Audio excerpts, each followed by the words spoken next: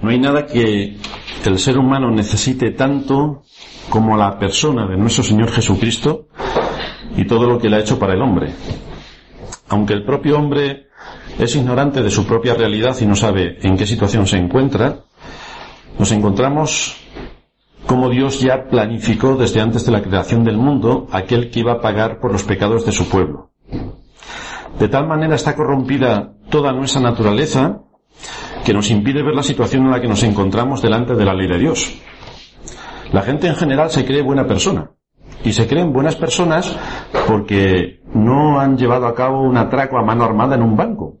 Entonces, como no han atracado un banco a mano armada, se creen buenas personas. Y también se creen buenas personas porque no han degollado a su vecino sin causa. Es decir, si hay causa, sí lo podemos degollar, pero en general, como no hay muchas causas, pues se creen buenas personas porque tampoco han degollado a su vecino. Esa es la razón de que el hombre no siente que necesite a Cristo. Desconoce la ley, por lo tanto, si uno desconoce la ley no sabe contra qué está atacando, aunque tampoco en general al hombre le importa conocer la ley, lo cual le lleva a actuar según su condición caída sin querer darse cuenta de la verdadera situación legal que tiene delante del tribunal de Cristo. Ahora bien, para conocer a Cristo, para conocer la situación desesperada en la que el ser humano se encuentra, solo hay un lugar al que podemos acercarnos. Cristo se ha dado a conocer a través de las Escrituras, y quien llega a conocer a Cristo lo hace conociendo las Escrituras. De ahí la importancia tan vital que tiene el que nos acerquemos a las Escrituras, el que abramos las Escrituras y el que seamos todos los domingos expuestos a la enseñanza de las Escrituras.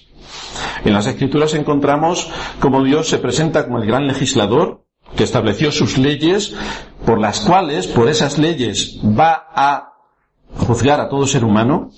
En las Escrituras encontramos todas las doctrinas que tienen que ver con el hombre y con Dios, y entre otras muchas cosas determinantes para nuestra vida, también encontramos qué es lo que Dios ha dejado establecido para que conozcamos su voluntad, cuáles son los medios para acercarnos a Él, cuál es la salida de la situación en la que el hombre se encuentra, y quién ha sido puesto como mediador para relacionarnos con el Dios eterno, cosa que nosotros directamente no podemos hacer.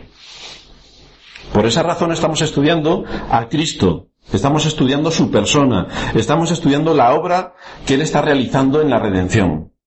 Pero concretamente nos estamos fijando ahora en uno de los oficios que Él está desempeñando, y es su oficio de rey. Un rey que los judíos rechazaron tajantemente y no quisieron ver cómo las Escrituras del Antiguo Testamento, con los profetas a la cabeza, enfocaban y anunciaban la llegada del rey.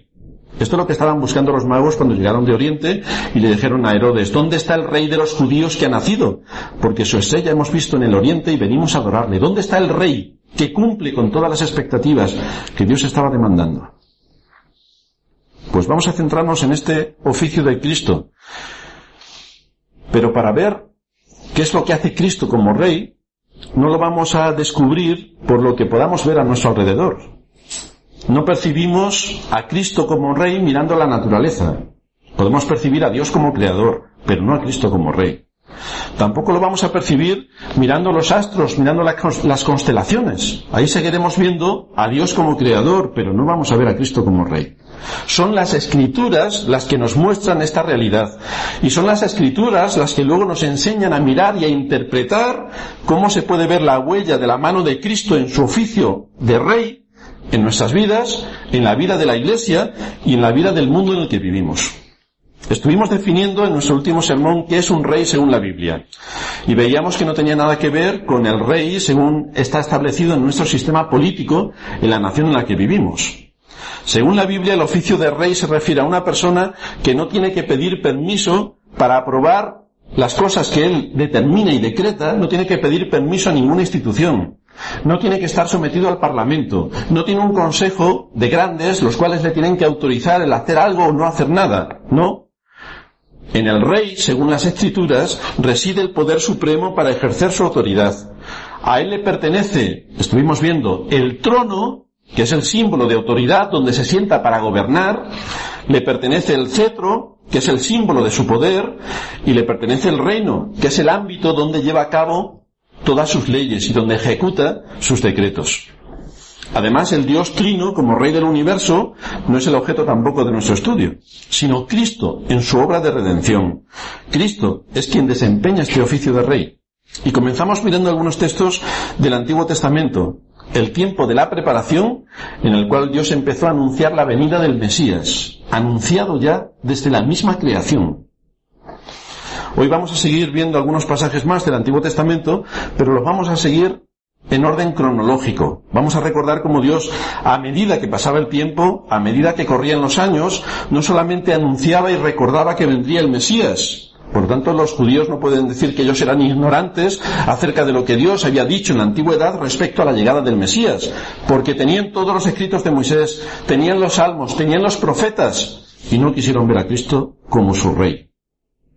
El asunto es, y la pregunta que nos iremos haciendo es, si la iglesia de nuestros días, si los creyentes de nuestros días tienen a Cristo como rey, o siguen pensando igual que los judíos. Por lo tanto, nos vamos a encontrar que la enseñanza de las Escrituras es progresiva.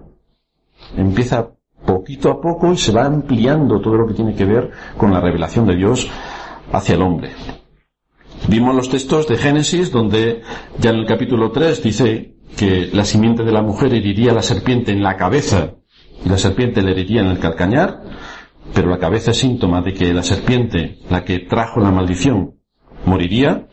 Vimos también los textos de Génesis 49, que son las palabras dichas por Jacob antes de constituirse Israel como pueblo, y en Génesis 49:10 se nos dice: no será quitado el cetro de Judá, ni el legislador de entre sus pies, hasta que venga Silo, el descanso, y a él se congregarán los pueblos, en plural, no los judíos, los pueblos, dando a entender de qué manera el mensaje de salvación sería universal, sería para toda gente, de toda tribu, nación y lengua. Nos vamos al capítulo 7 del libro 2 de Samuel, y vamos a leer allí algunas cosas que se van anunciando acerca del Mesías que habría de venir. Han pasado varios siglos desde que Jacob expuso aquella profecía. Llegamos ya a la monarquía que se establece con David, donde él sube al trono, donde consolida el reino del norte con el reino del sur, y se establece un reino bastante equilibrado. Estamos en el año 1000 antes de Cristo aproximadamente, y allí en el libro 2 de Samuel, capítulo 7, se nos dice que aconteció que cuando ya el rey habitaba en su casa, después que Jehová le había dado reposo de todos sus enemigos en derredor, dijo el rey al profeta Natán: mira ahora, yo habito en casa de cedro y el arca de Dios está entre cortinas. Y Natán dijo al rey: anda y haz todo lo que está en tu corazón, porque Jehová está contigo. Aconteció aquella noche que vino palabra de Jehová a Natán diciendo: ve y di a mi siervo David, así ha dicho Jehová, ¿tú me has de edificar casa en que yo more? Se lo pregunta. Había concluido David una primera etapa en su reinado y Dios le había dado una posición de prosperidad y de tranquilidad. David estaba dominando a sus enemigos, había sometido a sus enemigos. Y en este contexto David quiere buscar un lugar estable para la adoración a Dios, para que se ubique el arca en una zona que pueda ser digna para el Dios a quien adora. David manifiesta sus inquietudes a Natán y éste le dice que adelante con ese proyecto. Pero Dios envió respuesta aquella misma noche a esas inquietudes de David por medio del profeta Natán, y en los versículos 12 al 17 de este capítulo vemos que se le da órdenes para que sea Salomón, el hijo de David, quien vaya a edificar a la muerte de David un lugar para que el pueblo de Dios pueda adorar a Dios de una manera solemne. Pero en los versículos 13 en adelante se le reitera una idea a David, y es que Dios iba a consolidar su trono de forma eterna, de forma permanente. Lo reitera 2 veces más en el versículo 16, dándole a entender que la proyección de su trono seguiría por los siglos de los siglos, que siempre habría alguien de su descendencia en el trono, de manera que su trono quedaría estable. Versículo 13. Él edificará casa a mi nombre, y yo afirmaré para siempre el trono de su reino. Versículo 16. Y será afirmada tu casa y tu reino para siempre delante de tu rostro, y tu trono será estable eternamente. Por lo tanto, aquí estamos viendo una promesa que Dios le está dando a David. Dios hablaba, evidentemente, de su hijo Salomón, que es quien construyó el templo, pero además le hablaba de otro descendiente que perpetuaría el trono donde ahora estaba sentado David. De ahí la respuesta de profundo asombro de David a partir del versículo 18, cuando empieza a entender todo lo que implica la promesa que Dios le está dando. El versículo 28 de este capítulo 7 nos dice: ahora pues, Jehová Dios, tú eres Dios y tus palabras son verdad, y tú has prometido este bien a tu siervo. Ten ahora bien bendecir la casa de tu siervo para que permanezca perpetuamente delante de ti, porque tú, Jehová Dios, lo has dicho, y con tu bendición será bendita la casa de tu siervo para siempre. Por lo tanto, David cogió la promesa que evidentemente había sido dada a su posteridad. De manera que aquí vemos como Dios está confirmando un trono eterno que miraba sin duda a la persona de Cristo, el descendiente de David, para que Cristo asumiera la realidad del poder sobre todas las naciones, para que su reino fuese estable y permanente para siempre, un reino eterno que nunca tendría fin. El Salmo 89 que leíamos en la introducción trata de este mismo tema, el pacto de Dios con David, el pacto de Dios con el pueblo de Israel. Y en los versículos 27 al 29 está tocando este aspecto que estamos resaltando. Yo también le pondré por primogénito el más excelso de los reyes de la tierra. Para siempre le conservaré mi misericordia y mi pacto será firme con él. Pondré su descendencia para siempre y su trono como los días de los cielos. Eternamente estará reinando. Ese rey que Dios había anunciado hacía siglos, definido como el que heriría de muerte a la serpiente, que vendría de una familia, la de Abraham, que vendría de una tribu, la de Judá, ahora lo identifica ya en la línea genealógica de quién va a venir, de David. Por lo tanto, vemos cómo la enseñanza de la Escritura es progresiva y cómo va perfilando perfectamente el camino por el cual vendría el Cristo. El apóstol Pedro desarrolló este tema en una predicación que encontramos en Hechos capítulo 2, versículos 29 y 30, y Pedro dice: varones hermanos, se os puede decir libremente del patriarca David, que murió y fue sepultado, y su sepulcro está con nosotros hasta el día de hoy. Pero siendo profeta y sabiendo que con juramento Dios le había jurado que de su descendencia en cuanto a la carne levantaría el Cristo para que se sentase en su trono, esto es exactamente lo que ha ocurrido. Este es el cumplimiento de todas las promesas que Dios hizo en la antigüedad, desde Génesis. Aquí, por tanto, Pedro nos confirma que cuando Dios le hizo un juramento a David, hizo un pacto con David, el pacto davídico que se llama, donde le hablaba de un descendiente que se sentaría en su trono, y ese era Cristo, de quien Dios hablaba mil años antes de que Cristo naciese según la carne. Este reino es distinto al resto de los reinos de la tierra. Es completamente distinto. Dice Daniel en el capítulo 2, versículo 14, que en los días de estos reyes el Dios del cielo levantará un reino que no será jamás destruido, ni será el reino dejado a otro pueblo. Desmenuzará y consumirá todos estos reinos, pero él permanecerá para siempre. Es un reino consolidado y estable, que nada va a afectar a que el reino sea establecido. Fijaos cómo cuando empezamos a analizar y estudiamos la historia del hombre sobre la tierra y los grandes imperios que han pasado por aquí, vamos a ver cómo todos los grandes imperios se levantaron, cómo se consolidaron, cómo llegaron al máximo de su apogeo y cómo se hundieron. ¿Qué podemos decir de Egipto? Era un reino sin igual. Dominaba a todos sus enemigos. Después vino Israel, después vino Asiria, después vino Babilonia, después vino Medo-Persia, después Grecia, después Roma, después España, después Inglaterra, ahora Estados Unidos. Y todos pasan, ninguno permanece estable, todos pasan. Ninguno ha podido permanecer inalterable. Su propia corrupción interna, su orgullo, su arrogancia, les han llevado al debilitamiento. Han aparecido enemigos exteriores que eran mucho más fuertes que ellos y que acabaron con todos estos reinos uno tras otro, han ido cayendo. Pero el reino de este rey que se anuncia en las Escrituras es un reino que no se descompondrá, es un reino que no se corromperá, es un reino que no se debilitará, es un reino que no va a tener enemigos poderosos, que amenacen su existencia. Es un reino que permanece para siempre. Este reino, dice la Escritura, que será estable. Pero ¿quién hace que esto sea así? ¿Quién hace que un reino sea estable? ¿Quién hace que un reino sea poderoso? ¿Quién hace que un reino gobierne sobre su propio reino y que domine a sus enemigos? Pues esta es la función del rey. El rey.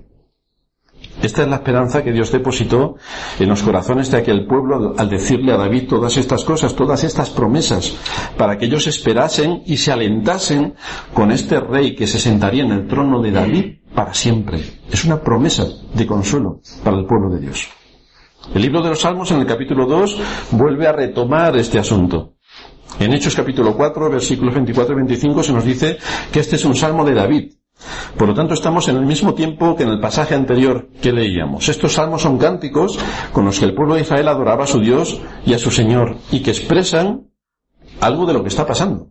Y aquí el Salmo 2, en el versículo primero, se está preguntando David: ¿por qué se amotinan las gentes y los pueblos piensan cosas vanas? ¿Por qué? Se levantarán los reyes de la tierra y príncipes consultarán unidos contra Jehová y contra su ungido, diciendo... Esto es lo que está ocurriendo en la secuencia histórica que estamos también analizando. Cómo Cristo es entregado a los judíos, cómo Cristo es entregado a los gentiles y todo lo que está ocurriendo en los distintos juicios a los que está siendo sometido. Príncipes consultarán unidos contra Jehová y contra su ungido, diciendo: rompamos sus ligaduras y echemos de nosotros sus cuerdas. Pero el que mora en los cielos se reirá. El Señor se burlará de ellos. La escena que David está describiendo aquí es como si estuviésemos en un campo de batalla donde hay un ejército gigantesco y en el cual están todas las naciones unidas, luchando contra un enemigo común. ¿Cuál es el enemigo común que tienen todas las naciones para luchar?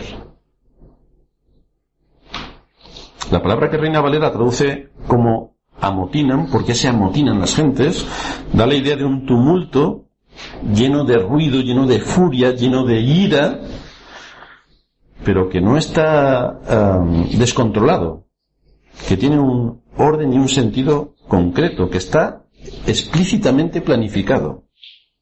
Por eso algunas versiones lo traducen también como una conspiración. ¿Por qué conspiran las gentes y los pueblos piensan cosas vanas? El conflicto, por tanto, que David está describiendo es una conspiración premeditada en el que todas las naciones están envueltas. No hay ningún soldado allí que sea un mercenario que le estén pagando para que esté allí por la fuerza. No. Todo lo están haciendo voluntariamente. Es decir, se están uniendo contra Jehová y contra su ungido de forma voluntaria.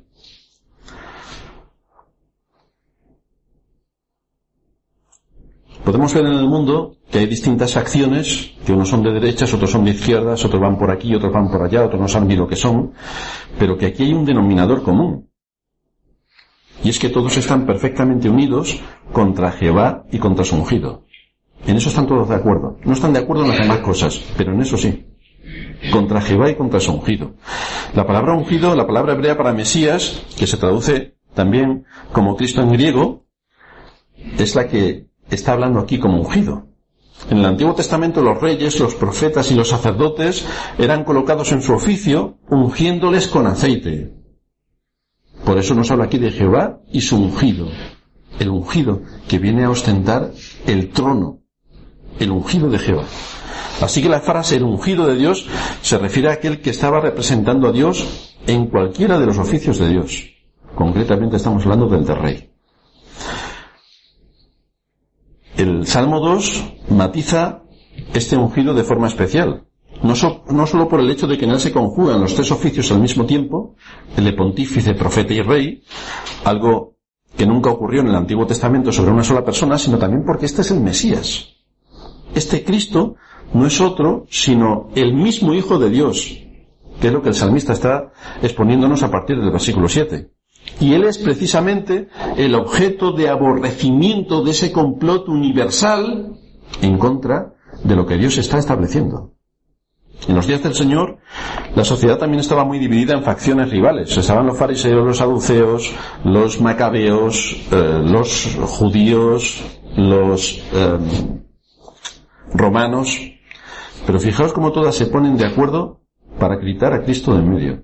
Todas se ponen de acuerdo. De hecho, también hemos leído cómo Herodes y Pilato estaban enfrentados entre sí y se hicieron amigos a partir de esta ocasión, cuando Cristo fue condenado a muerte. Se hicieron amigos, enemigo común. Es interesante notar que los primeros discípulos interpretaron este fenómeno a la luz de la enseñanza del Salmo 2, lo que estaba ocurriendo en Hechos capítulo 4, a partir del versículo 24, después de que Pedro y Juan fueron llevados al concilio y fueron amenazados para que no continuasen predicando el Evangelio. Lucas nos dice que los discípulos alzaron unánimes la voz a Dios y dijeron: Soberano Señor, tú eres el Dios que hiciste el cielo y la tierra, el mar y todo lo que en ellos hay, que por boca de David tu siervo dijiste: ¿por qué se amotinan las gentes y los pueblos piensan cosas vanas? Se reunieron los reyes de la tierra y los príncipes se juntaron en uno contra el Señor y contra su Cristo. Porque verdaderamente, aquí está dando el apóstol la explicación, porque verdaderamente se unieron en esta ciudad contra tu santo Hijo Jesús, a quien ungiste, Herodes y Poncio Pilato, con los gentiles y el pueblo de Israel. Es decir, era imposible que los gentiles y el pueblo de Israel se mezclasen en un objetivo común, porque los judíos pensaban de los gentiles que eran unos perros y que eran despreciables. Pero se juntaron con un objetivo común. Es lo que está diciendo aquí el apóstol. Herodes, Poncio Pilato con los gentiles y el pueblo, dos razas que mantenían una hostilidad permanente para hacer todo cuanto tu mano y tu consejo habían antes determinado que sucediera. Encontraron una causa común: declararle la guerra al Dios del cielo, borrar por completo la memoria de su nombre, aniquilarlo, acabar con él. Eso pensaron que ocurrió cuando Cristo estaba clavado en la cruz. Eso pensaron que estaba ocurriendo. Y resultó que aquella escena fue la victoria mayor que un general jamás haya logrado alcanzar. Por eso viene la expresión de asombro con la que David abre este salmo. ¿Por qué razón se amotinan las gentes? ¿Por qué? ¿Cuál es la razón de peso para que la gente esté en contra de Dios y de su ungido? ¿Cuál es la razón de peso? Desde luego David no estaba esperando que alguien le respondiera, porque es una pregunta retórica, pero está indignado. ¿Por qué razón? ¿Cuál es el mal que el Evangelio hace al mundo? ¿Cuál es el mal que hace? Si no hace ninguno. Si previene la corrupción, previene el pecado, ayuda a los sistemas políticos a que funcionen correctamente, ayuda a la sociedad, aporta una cantidad de beneficios a la sociedad tremenda. Pero toda la sociedad está en contra del Evangelio, liderada por sus líderes. Por lo tanto, como no encuentra ninguna razón el salmista, es por lo que comienza diciendo que este es un pensamiento vano. Este es un plan que está condenado al fracaso desde el principio. ¿Por qué se amotinan las gentes y los pueblos piensan cosas vanas? Si es algo vano lo que están pensando, si es algo inútil que no les va a llevar a ningún sitio. Estos hombres están llevando a cabo una rebelión de la que no pueden salir victoriosos. No pueden salir victoriosos. Están pensando cosas vanas, están maquinando y fraguando una batalla monumental y saben perfectamente que no van a ganar. Así que nos preguntamos, ¿cuál es el mal que el Evangelio trae al mundo? ¿Cuál es el mal que Dios ha hecho para que los hombres continuamente intenten destronarlo? ¿Cuál es el mal que ha hecho?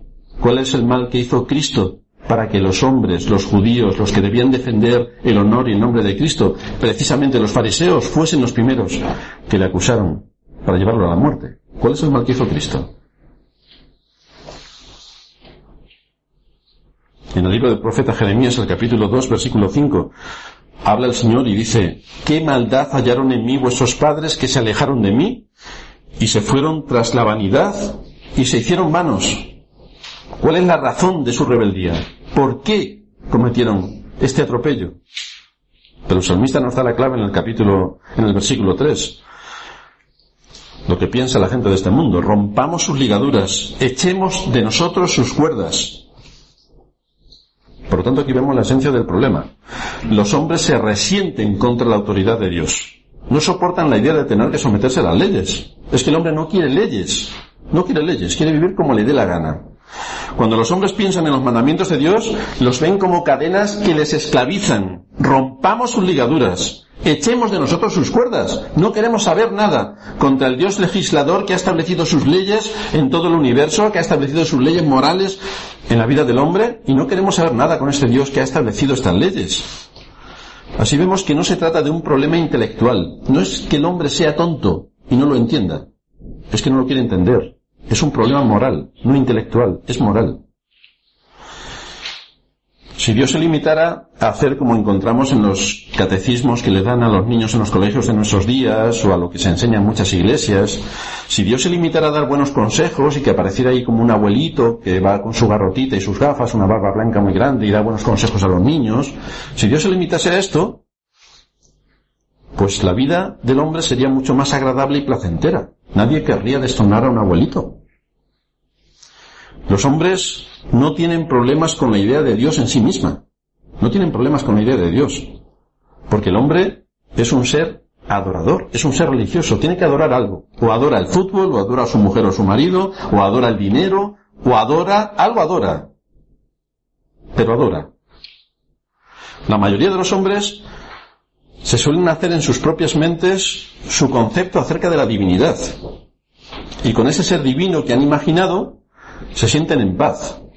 Por eso vemos últimamente cómo proliferan todo lo que tiene que ver con las filosofías orientales, con que existe aquello como la vuelta a la vida y todo lo que tiene que ver con este tipo de asuntos, o cada cual se hace su Dios a su medida y quiere que piense el Dios a su medida lo que él quiere pensar, con lo cual siempre está de acuerdo con el Dios que se ha creado, porque claro, piensa lo mismo que él, por lo tanto todo es justificable.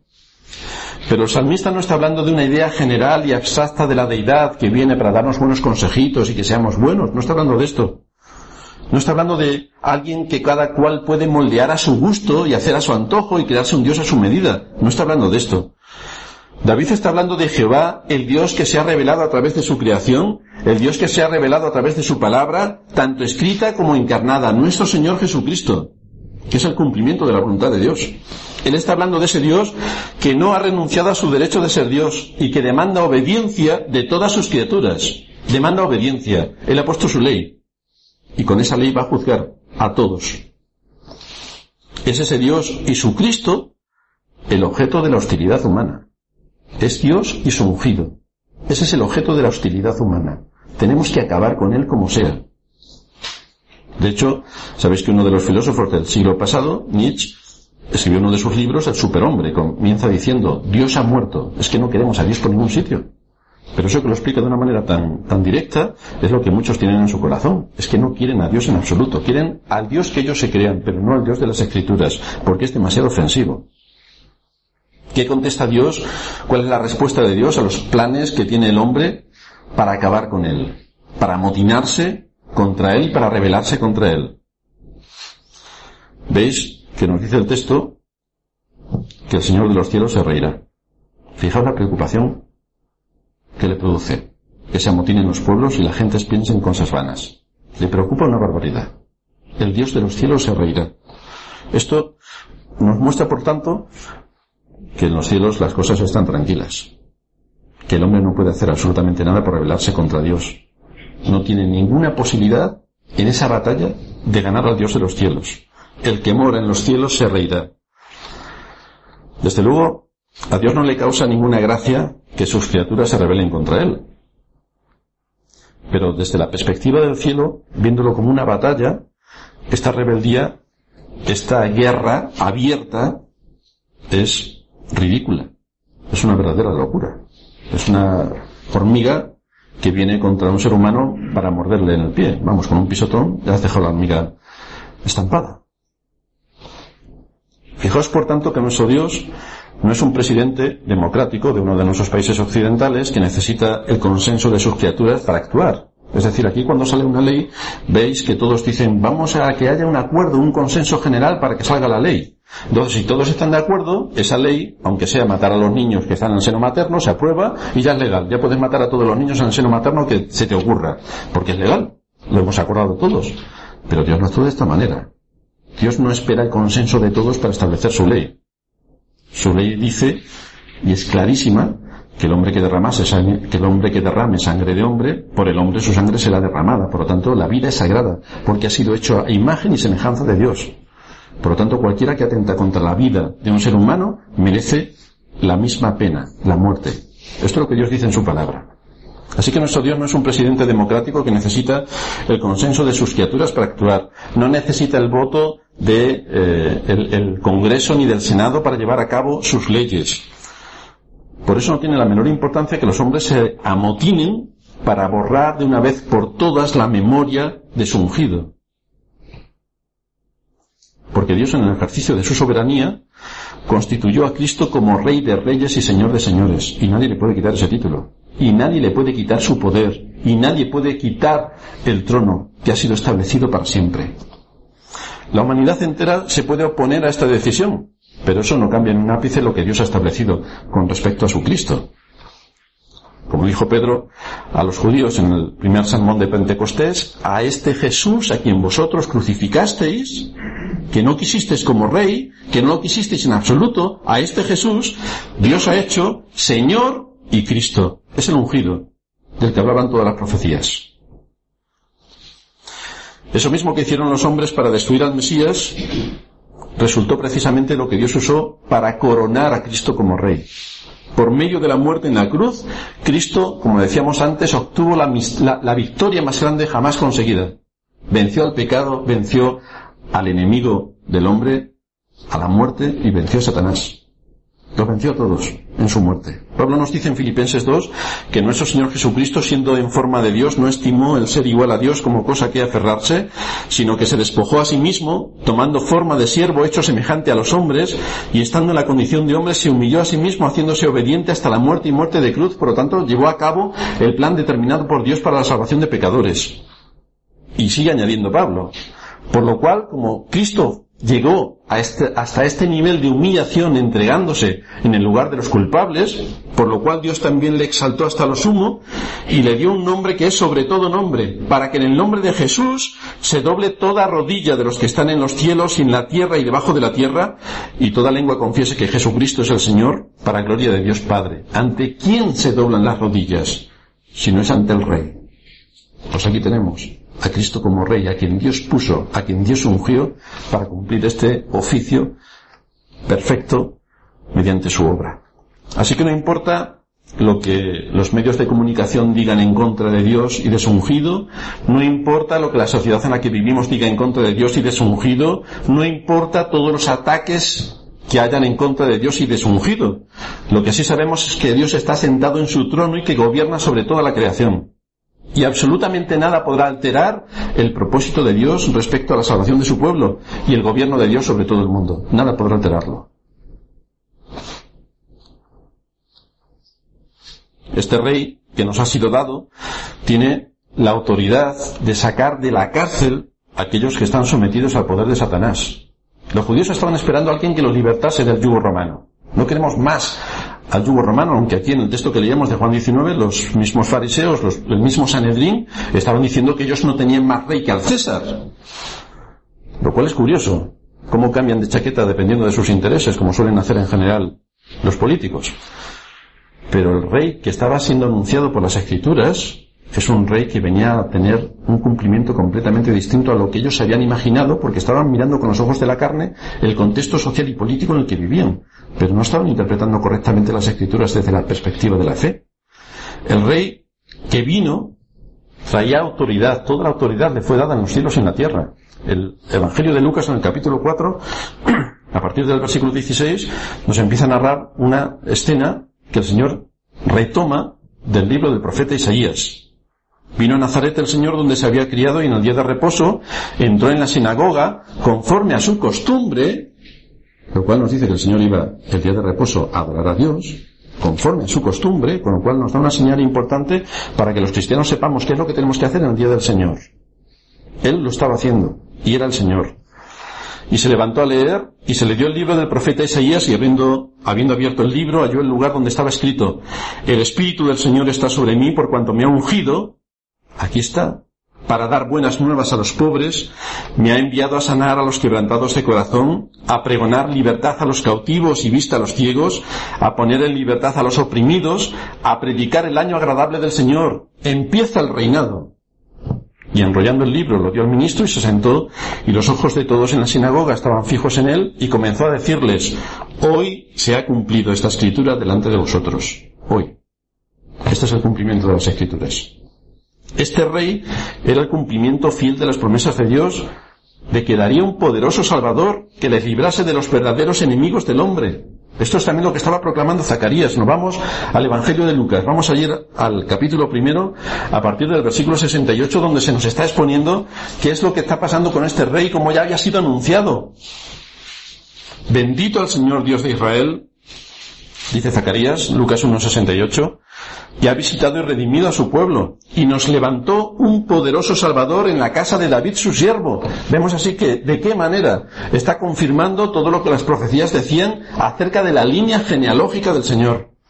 Como habló por boca de sus santos profetas que fueron desde el principio, salvación de nuestros enemigos y de la mano de todos los que nos aborrecieron, para hacer misericordia con nuestros padres y acordarse de su santo pacto, del juramento que hizo Abraham nuestro padre, que nos habría de conceder que, librados de nuestros enemigos, sin temor le serviríamos en santidad y en justicia delante de él todos nuestros días.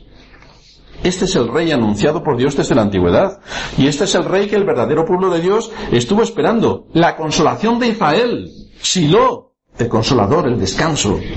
Lucas capítulo 2 versículo 25 está hablando Simeón, y este hombre nos dice: justo y piadoso, esperaba la consolación de Israel, y el Espíritu Santo estaba sobre él, y le había sido revelado por el Espíritu Santo que no vería la muerte antes de que viese al ungido del Señor. Y movido por el Espíritu, vino al templo, y cuando los padres del niño Jesús lo trajeron al templo para hacer por él conforme al rito de la ley, él lo tomó en sus brazos y bendijo a Dios diciendo: ahora, Señor, despides a tu siervo en paz conforme a tu palabra, porque han visto mis ojos tu salvación, la cual has preparado en presencia de todos los pueblos, luz para revelación a los gentiles y gloria de tu pueblo Israel. Vemos, por tanto, cómo el mensaje del Evangelio es para todas las naciones. Lo está confirmando continuamente el desarrollo de las Escrituras. Esto es lo que se anunciaba, que el gran rey vendría, que el gran rey aparecería para derrotar a sus enemigos y establecer su trono eterno. Otra cosa es lo que los judíos quisieron ver de acuerdo a su situación política, pero esto no es lo que estaba anunciando la Escritura. Por eso tenemos que tener mucho cuidado cuando interpretamos las Escrituras, para no centrarnos en las cosas políticas que nos pasan a nuestro alrededor y cojamos Apocalipsis y veamos los 4 jinetes o veamos los 10 dedos de la estatua de Nabucodonosor, como los 10 países que conforman la Unión Europea, la ONU, que es muy mala, y no sé qué más, los comunistas que van a venir y nos van a comer y se comen a los niños crudos nada más nacer. Cuidado con las interpretaciones, porque esto era lo que estaban haciendo los judíos. El asunto es que, de la misma manera que la gran mayoría en Israel tenía un concepto tan particular del Mesías, un concepto que no encajaba en la palabra de Dios, así también hoy la gente tiene un concepto erróneo del Mesías que tampoco encaja en la palabra de Dios, tampoco encaja. Cada cual se apartó por su camino, dice la Escritura. Cada uno se hace, como decíamos antes, su diosecillo a su medida, pensando que eso le salvará. Mi Dios a mi medida. Pero Dios se ha revelado en las Escrituras con bastante precisión. Lo que encontramos en definitiva es que el ser humano no quiere escuchar lo que Dios tiene que decirle. No quiere escucharlo, no quiere exponerse a las Escrituras, no quiere ponerse a un examen riguroso de las Escrituras porque sus prejuicios le impiden acercarse con un corazón abierto para entender las Escrituras. Por lo tanto, Dios actuará en otro aspecto en su gobierno eterno con su cetro. Dios actuará llevando a cabo el juicio, algo que será terrible para quien no oiga el llamado al arrepentimiento que hace este rey.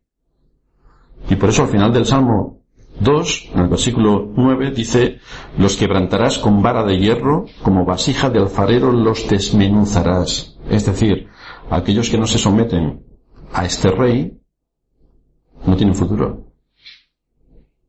Los quebrantarás con vara de hierro, como si fueras una vasija que hace una vasija delante de una barra de hierro. No tiene nada que hacer. Los desmenuzarás. En el texto de Hechos encontramos a Pedro, quien entendía que la aplicación y lo que estaba diciendo David en ese salmo era para su tiempo. No para aplicarlo en un futuro remoto, porque entonces vendrían. No. Era para su tiempo. Ese rey vino y ya está establecido en Sion. El autor de los Hebreos, en el capítulo 12, versículo 22, nos dice que os habéis acercado al monte de Sión, a la ciudad del Dios vivo, a Jerusalén la celestial, a la compañía de muchos millares de ángeles, a la congregación de los primogénitos que están inscritos en los cielos, a Dios, el juez de todos, a los espíritus de los justos hechos perfectos, a Jesús, el mediador del nuevo pacto. Aquí es donde se acercan ahora los creyentes, espiritualmente, para adorar a Dios, con los ángeles y con todos los redimidos, a este gran reino que ha sido inaugurado por Cristo.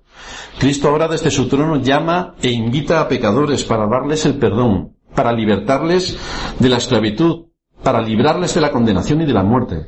Este es el reino que por medio del Evangelio se sigue anunciando. Y lo que nos debemos preguntar cada uno de nosotros es, ¿quién es Cristo para mí? ¿Es el mismo rey que tenían los judíos, a los cuales al menor cambio de idea lo despreciaron, lo desecharon y acabó en la cruz? ¿Quién es Cristo para mí? Y luego tenemos que seguirnos preguntando en qué se evidencia que lo que yo digo que es Cristo para mí se cumple en mi vida. ¿Cuál es mi compromiso con el Evangelio? ¿Cuál es mi compromiso con el reino de Cristo? ¿Es mi rey a quien me someto en obediencia o no es mi rey?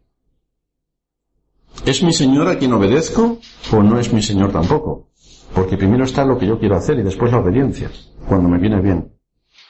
Habiendo ganado una salvación eterna para mí, habiéndome librado de una condenación segura, habiéndome rescatado de la muerte, habiéndome dado su palabra para que conozca su voluntad, con todas estas bendiciones que ha traído sobre mí, ¿cuál es la respuesta de mi corazón a toda su bondad y su misericordia? ¿Cuál es mi respuesta? Esto es lo que cada uno se tiene que responder. Y esto es lo que hoy, en el Día del Señor, apartado para el culto público y la adoración a su nombre, es en lo que tenemos que meditar. ¿Qué es Cristo para mí? ¿Es mi rey? ¿Es mi rey? Y si es mi rey, ¿cuál es mi compromiso con Cristo y con su reino? ¿Cuál es mi compromiso?